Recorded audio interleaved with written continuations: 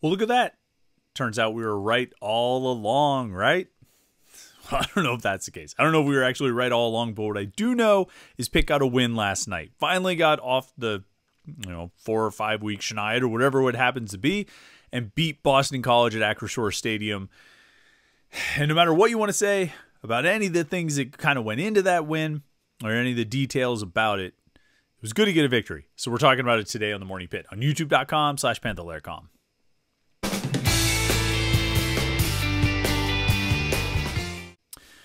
All right, it's the Morning Pitt. It's youtube.com/Panther-Lair.com. It's the Friday edition of the Morning Pitt. Usually this would be the mailbag edition of the Morning Pitt. That's what we would do here on a Friday, is take the questions from the readers at Panther-Lair.com. But given the fact that there was a football game last night, well, we had to change the schedule up a little bit. So this is going to be a game recap edition of the Morning Pitt here on youtube.com/Panther-Lair.com. We had our live stream last night. Of course, that was a lot of fun. It was always good to have people join in. We appreciate everybody who stayed up late with us for the midnight live stream. Went from about 12 till 1 or a little after. You can catch the replay of that right here on youtube.com/Panther-Lair.com, which reminds me, you know what we always ask you to do?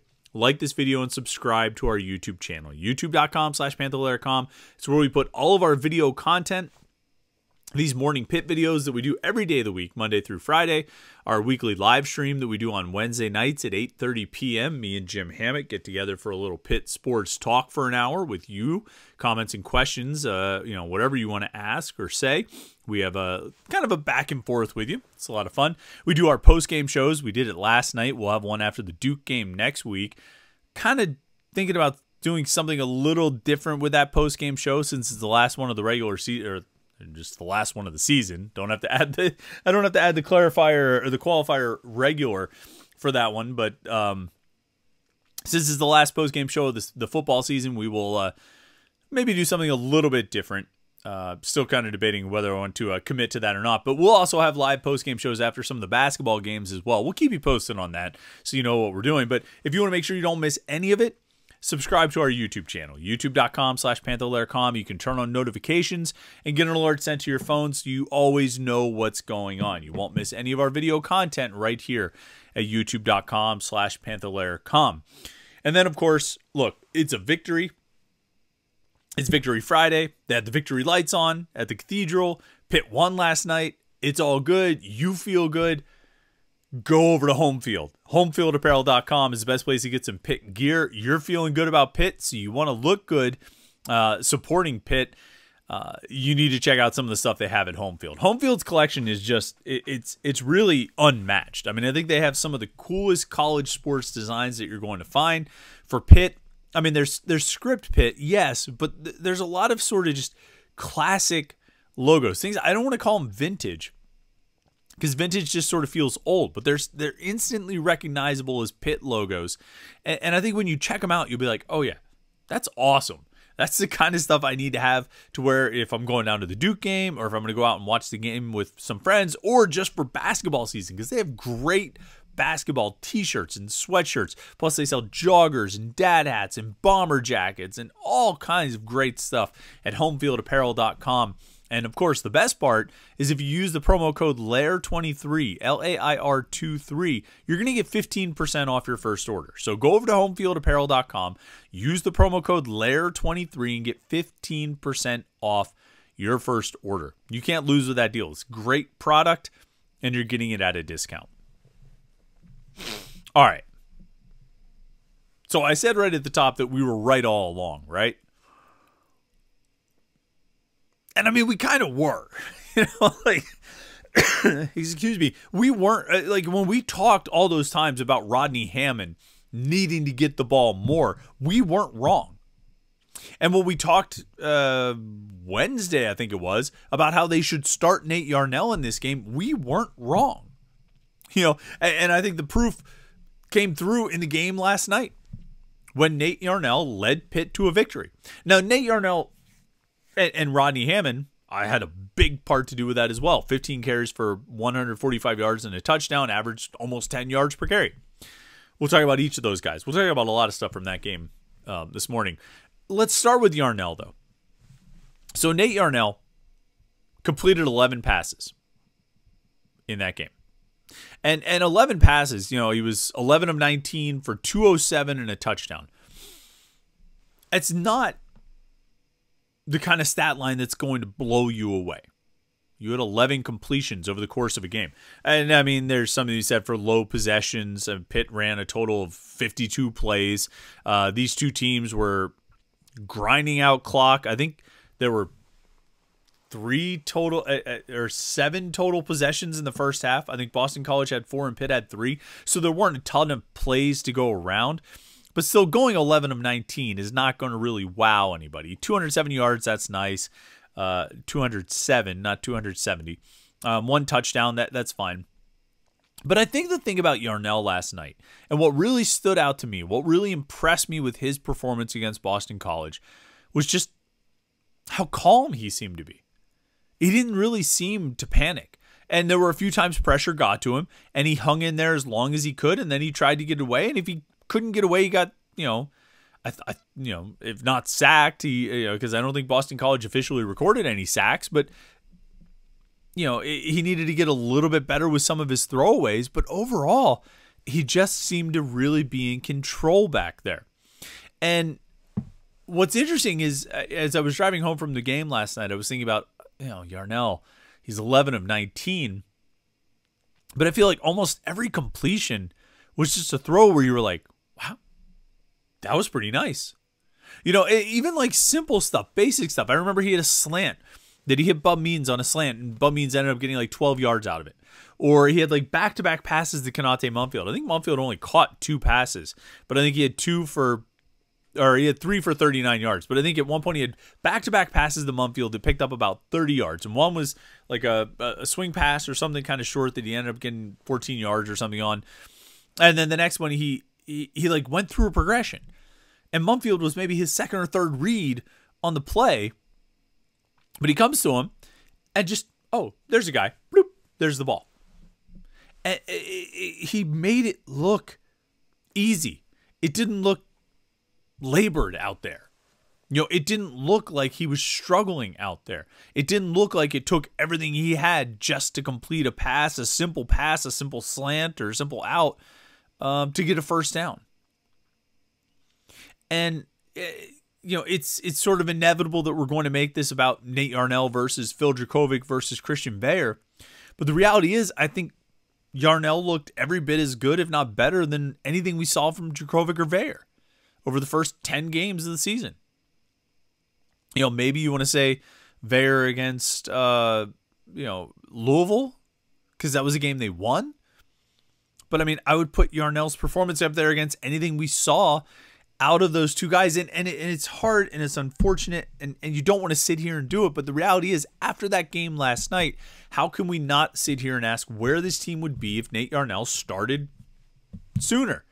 If he started the Louisville game, if he took over at halftime in the West Virginia game, if he was the starter from the beginning of the season. Because I don't want to sit here and say I'm 100% convinced of this, but I'm fairly confident that Nate Yarnell probably could have beat West Virginia. Fairly confident Nate Yarnell probably could have beat Wake Forest. Fairly confident Nate Yarnell probably would have beat Syracuse. And even if we just take those 3, before we even talk about Cincinnati, we talk about Virginia Tech, if we just take those 3, Pitt's got 6 wins. Pitt's going to a bowl game. Just with those 3 wins. Just, those 3 games. And you didn't need great play to win those 3 games. You just needed average play from the quarterback position to win those 3 games. One of the big takeaways from last night, and I talked about this on the post-game show, and I really believe, and I said it to some people during the game. I think I actually said it on Twitter. So if I forgot who I replied to that I said this, but like Boston College is not very good. Right, and it's no disrespect to those guys. I think Thomas Castellanos has a chance to be one of the more exciting players in the ACC over the next couple of years. I think he can be really good.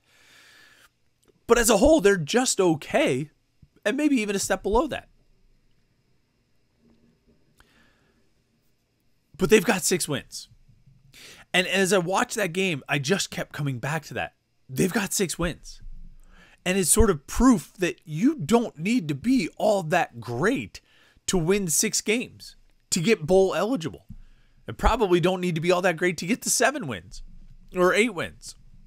You know, in college football, as long as you schedule appropriately, if you're a Power 5 program, it's not that hard to win 6 games.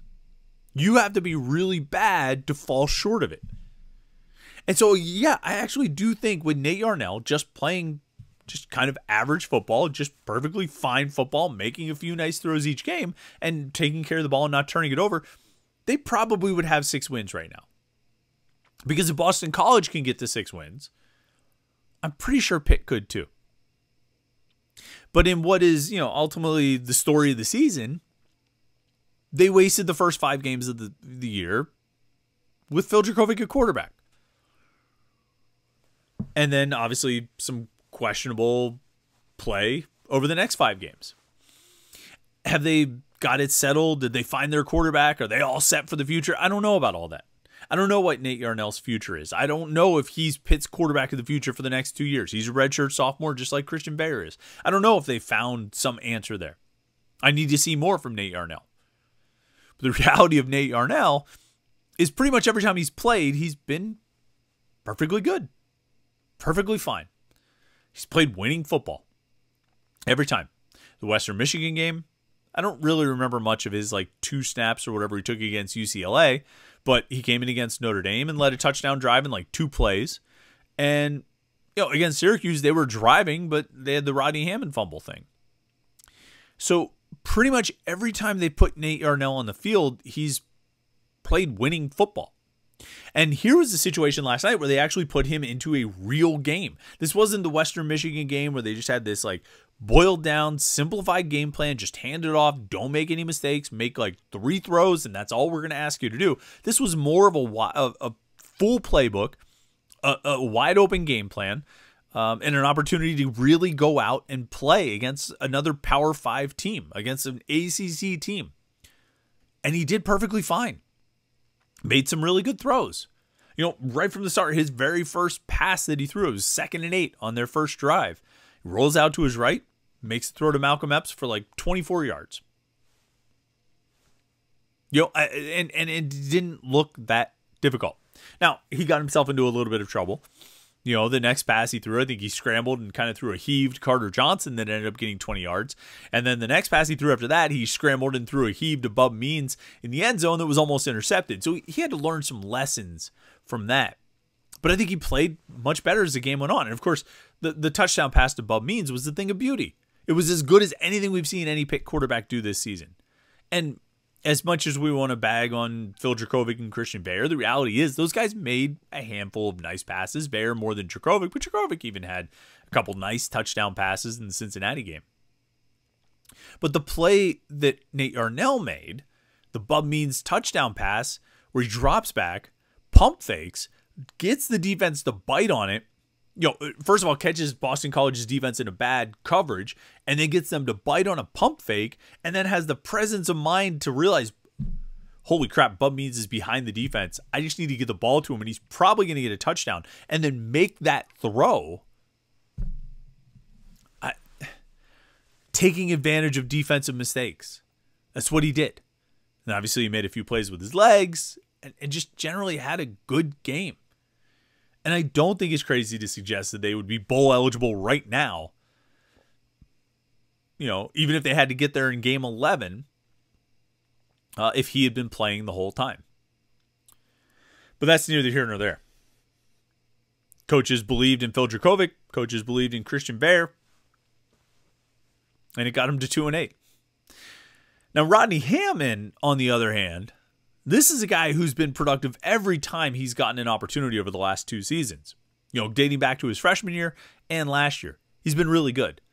And the fact that it took until now for him to get 15 carries in a game, I don't get it. And we've been talking about this for a long time. And I actually don't need to spend too much time on it because, I mean, you saw what Rodney Hammond did in that game last night. You know what we all think about Rodney Hammond. I think we all have the same thought that, like, this dude's good. He's your best running back. Give him the ball.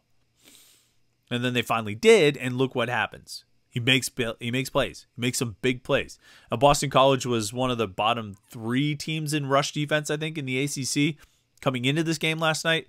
Part of that is because they gave up like 360 yards on the ground to Virginia Tech last week, and Virginia Tech has a running quarterback. So I wasn't really convinced, and if you watched the Morning Pitt yesterday, I wasn't really convinced that Pitt would be able to run the ball all that well against Boston College. But Rodney Hammond found some seams and made some big plays. Defensively, I was sort of surprised when I looked at the final stat sheet and Boston College finished with 166 rushing yards. I honestly would have guessed it was a lot more. I thought they were really running the ball well. On average, they averaged 3.8 yards per carry, but that includes the sack yardage. You take out the sack yardage, they averaged about 5.2 yards per carry, 196 rushing yards, which feels a little more in line with what it looked like they were doing. Boston College was the top rushing offense in the ACC coming into this game. A big part of that is Thomas Castellanos, who has, I think, 800 and some rushing yards coming into the game last night. I was worried about Pitt's ability to stop Boston College's rushing attack, and the reality is they didn't stop Boston College's rushing attack. They were able to get the P.J. O'Brien interception at the goal line, which was a big play, and then they were able to get a touchdown that I think really broke the game open and forced Boston College to have to throw more than they were comfortable with doing. And that was a big reason why Pitt ended up winning. They didn't really stop Boston College's rushing attack.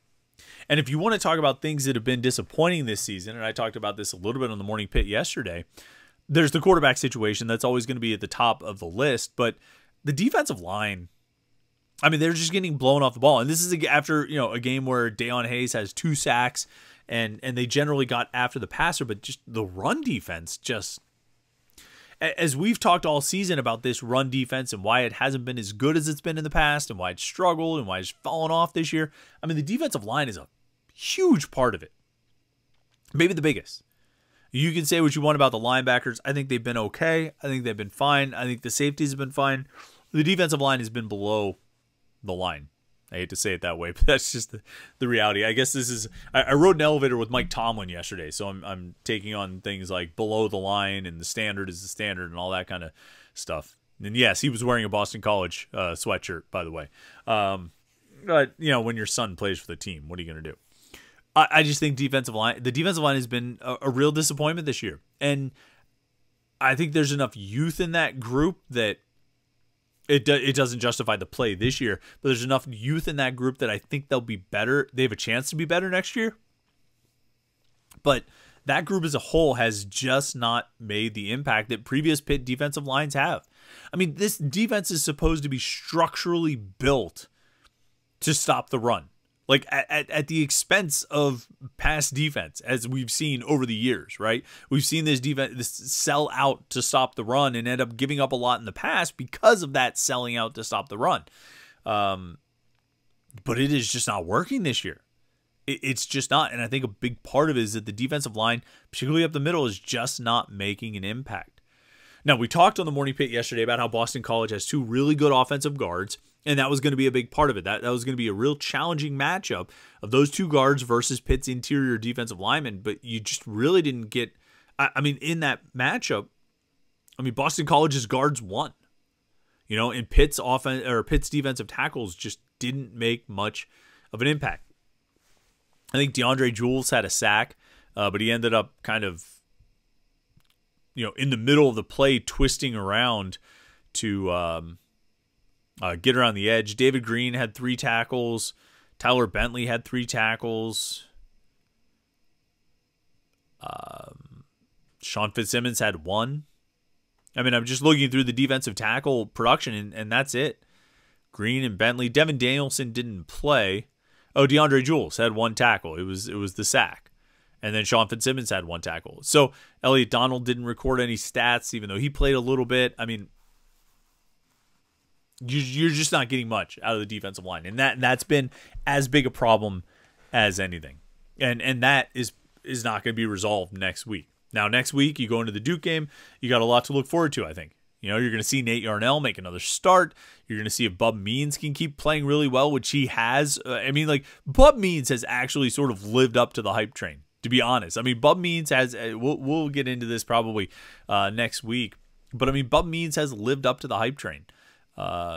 it just took them a couple games to get into it. But Konate Mumfield and, Kenny Johnson and, maybe Malcolm Epps and Carter Johnson and Rodney Hammond. I mean, Nate Yarnell, there's a lot in terms of the offensive skill guys to look forward to and look forward to seeing in the finale. Because I think those guys can keep ascending and getting better and playing better together. But there's just not a lot from the defensive line that I think you can look at and be like, wow, those guys are going to they're going to turn it on. I bet they're going to have a great final game. I mean, maybe they will have a great final game of the season. They haven't really had great games so far, so it's hard to sort of count on that happening. But we'll stay on the positive side. Nate Yarnell played well. Deion Hayes did play well. You talk about defensive lineman. He ends up with 2 sacks, so good job by him getting the multi-sack game. P.J. O'Brien with an interception. M.J. Devonshire with a game-clinching interception. There was a lot to like in this game, and I think nothing's going to change the fact that they only won 2 out of their first 10 games, but if they can win both of these final 2, takes a tiny bit of the sting off. Tiny bit. Not a lot, just a tiny bit. All right, that's it for us here on a Friday, doing the post-game wrap-up. You can check this out, and then you can also go check out the post-game live stream that we did. That's right here on youtube.com/Panther-Lair.com. We got a lot of coverage from the game at Panther-Lair.com, Panther-Lair.com, Pittsburgh.rivals.com. Don't want to miss any of that stuff, so go over and check it out. And, of course, the message boards at Panther-Lair.com to talk to other Pitt fans about the game and everything else going on in the world of Pitt sports. Don't forget Home Field. HomeFieldApparel.com's got the best Pitt gear that you're going to find, so go check that out and use promo code LAIR23, LAIR23, to get 15% off your first order. And then, yeah, like this video and subscribe to our YouTube channel so you don't miss any of our Pitt video content. Thanks so much for tuning in today. It's been a lot of fun chatting with you. It's been a lot of fun talking this week. I hope you've had a great week so far. Certainly, last night went well for you, I think, if you're a Pitt fan. Looking for the win. And hope you have a great Friday. Pitt basketball tonight against Jacksonville. We'll have coverage from the Peterson Event Center. And then we will get you ready to go into the weekend. So have a great Friday. Have a great weekend. And we will talk to you on Monday morning for the Morning Pit right here on youtube.com/Panther-Lair.com.